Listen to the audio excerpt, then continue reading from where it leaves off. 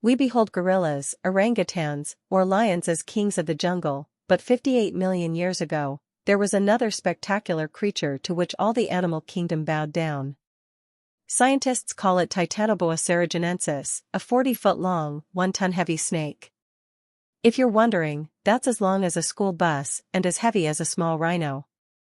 It's believed that after the extinction event that killed the dinosaurs, these gargantuan snakes thrived, taking the top spot in the food chain in the jungles of South America.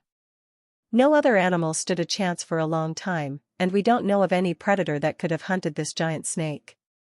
Today, the Titanoboa is, of course, extinct, but we cannot stop wondering how such a monstrous creature would fit in our world with jungles covering only 7% of the Earth. Yet, with increasing global temperatures, could the Titanoboa survive? Better yet, could we expect them to return at some point in the future? How did they live? Let's look a bit closer at this giant. There's no point in comparing it too much to other snakes, because the Titanoboa has no equal among modern snakes. Even the anaconda pales in comparison. Thanks to the Sarajan deposit in Colombia, we've been able to retrieve the remains of one of the greatest creatures that ever lived in the ancient tropical ecosystem. After the death of the dinosaurs, the South American jungle was much larger, hotter, and wetter. Rivers constantly flooded the trees, and mud covered the leaves, branches, and animal carcasses, creating layers of decomposing matter. As you may anticipate, the Titanoboa thrived in this rich environment. Although it looked like a boa constrictor, scientists say its behavior resembled that of the modern anaconda. It had the strength from its massive body as well as speed due to its shape, making it a fearsome predator. It's safe to assume that Titanoboa, like any snake, ate anything it could catch, provided it was an animal. But what attack methods did the snake use? Scientists assume that these giants were ambush predators, like modern-day constrictors, by constricting their prey to death. This type of snake catches and squeezes prey with such intensity that it cannot expand its lungs to breathe, causing death by asphyxiation. While they didn't have fangs to inject venom, Titanoboas are expected to have had rows of recurved teeth that worked like needles to hold the prey in place. Because of this tactic, no animal could have escaped the grip of the snake unless the snake let it go itself. Pulling away would only cause the teeth to sink in deeper and deeper. This leads us to some handy advice for you. If you ever find yourself in the unfortunate situation where an anaconda or a python latches onto your hand or leg, the best thing you can do is try to push it deeper into the snake's mouth while holding onto something. Then, you would try to open the jaws and pull your hand back. We don't want to scare you, but the worst thing to do would be to try and pull the hand or leg back. These are master predators, and across years of evolution, their bodies have adapted to anticipate the prey's first reactions to escape. How could they live today? We've learned a lot about Titanoboas already to admire them from a distance, but just how well would these magnificent creatures integrate within our current ecosystem? Could they survive? Could we survive them? Temperatures, first of all, would be a concern.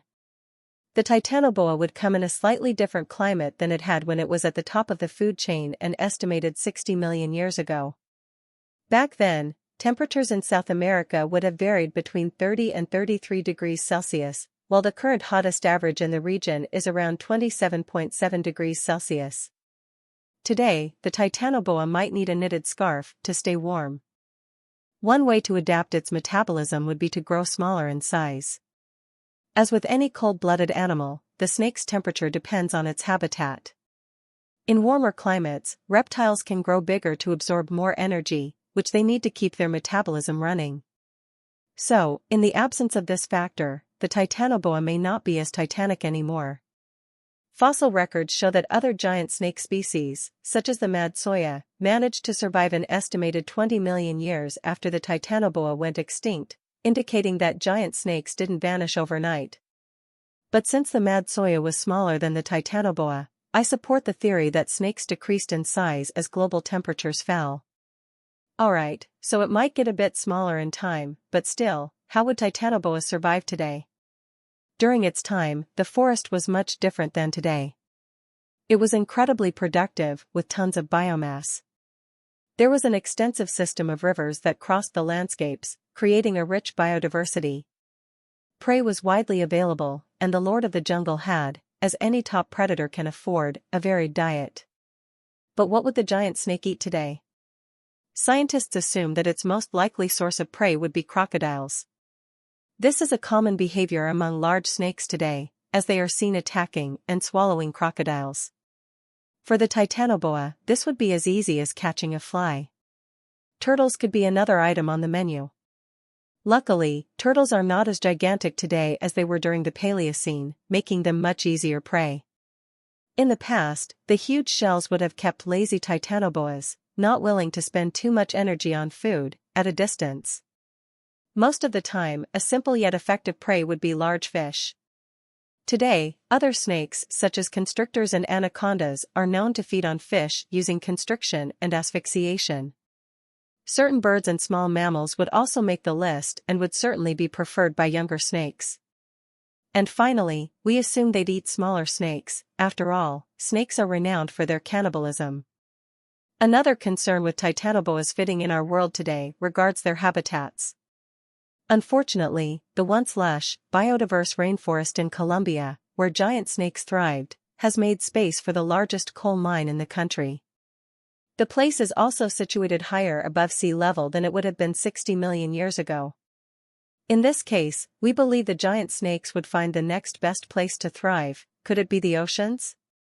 If that were possible, it would make the Titanoboas even more dangerous. That's because the buoyancy of water would counteract the effects of gravity on the body, making their large weight less of a problem.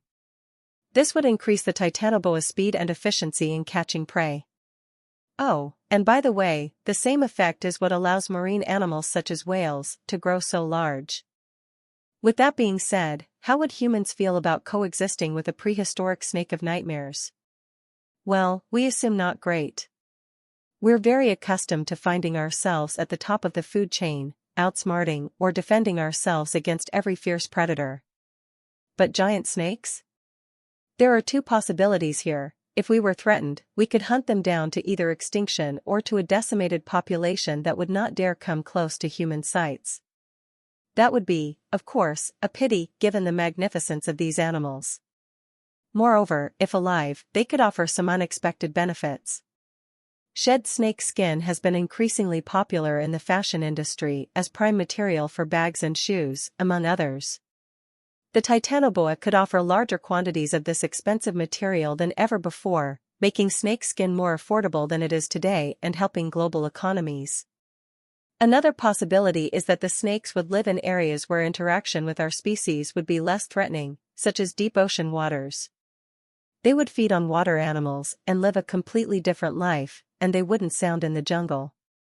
Wait, are we sure they aren't there as we speak? The possibility cannot be ruled out completely, as we know biology is amazingly adaptable. And according to the National Ocean Service, we have explored only a shocking 5% of the Earth's oceans, especially the ocean below the surface. At this point, we hold more mysteries about the ocean than outer space.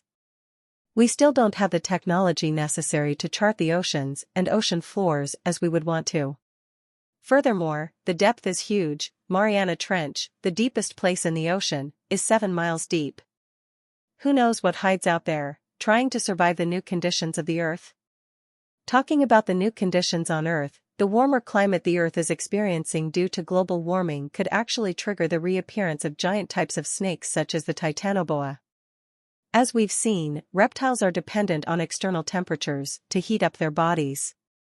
The warmer it is, the more they grow in size, to harmonize the exchange of energy.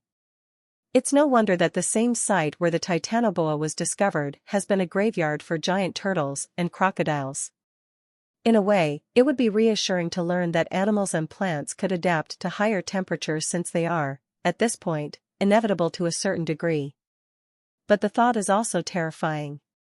Are we capable of confronting the reemergence of giant creatures? Could we devise the necessary conditions to keep their species safe, while also defending ourselves against the perils they bring? It's hard to answer. Scientists, however, hurry to clarify that such an evolution would not happen too quickly. A new species requires geological time to develop, and so it could take up to 1 million years or more for giant snakes to repopulate the Earth. That was it for today's episode. We hope our journey through the world of lost reptiles left you more excited than terrified.